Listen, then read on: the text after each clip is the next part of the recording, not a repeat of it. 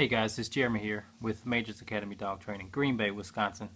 And I want to talk to you guys about something I was talking to a client on the phone with tonight. And she put a lot of emphasis on this subject that we're going to talk about. And I wanted to discuss it with you guys and see what you think. First of all, this is our first Periscope in 2016, so Happy New Year's to everyone. I hope you guys had great holidays. We had a lot of great time with family and friends, so thanks for tuning in.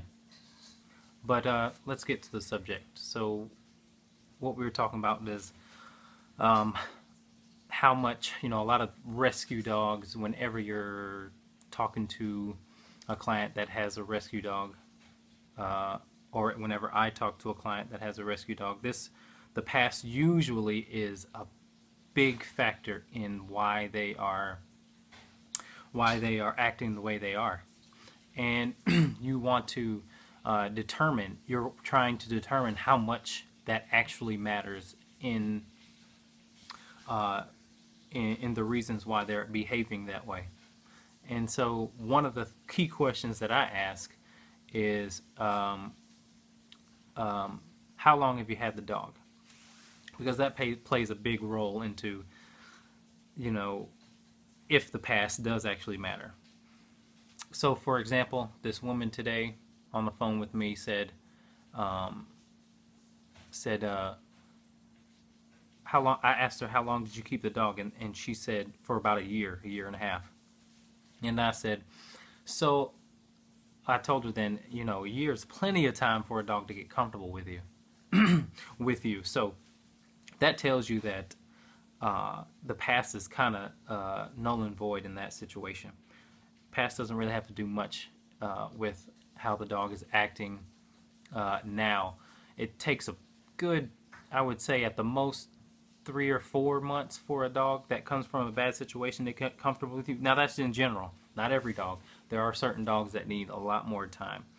But if your dog is acting aggressive and you've had them since a puppy, a lot of people call me that have puppies that they've got for 8 weeks and have no past and still act the same way as a dog that comes from a rescue.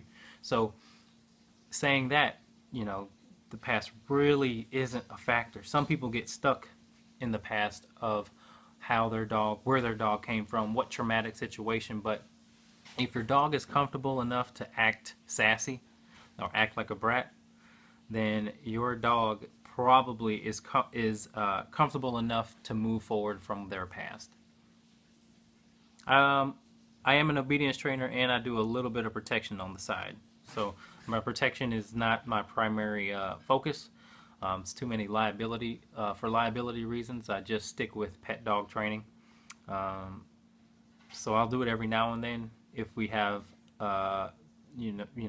someone who is I feel comfortable with working with. Okay, because there's a lot of liability when it comes to protection training. So anyway, yeah, to me, it's not very worth my time. There's a lot of time and energy that goes into protection work, and you have to be very meticulous, and it's not worth the money, really. So yeah, I teach my personal dogs the same. But anyway, let's get back to the subject. Often you will have clients that that put a lot of emphasis on the past as how their dogs are acting, and the way that you can sort of break through that is to ask them how long have they had the dog, and or